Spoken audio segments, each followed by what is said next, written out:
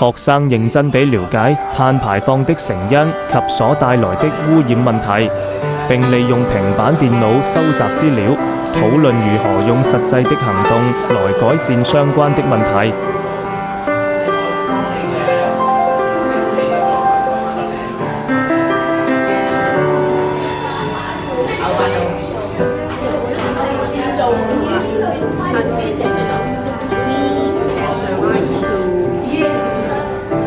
學生分組向同學匯報自己的作品，分享中國各行業碳排放的佔比，並介紹生活環保小知識。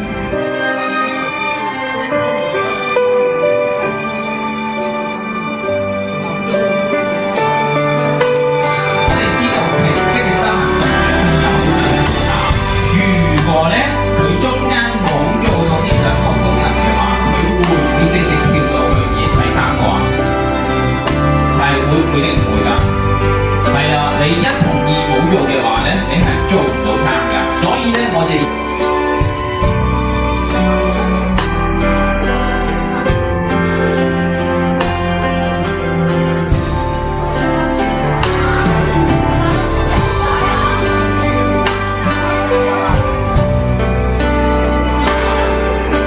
學生在設計如何合理地使用地球資源，例如在能源節約、資源回收及廢棄物減量等方面，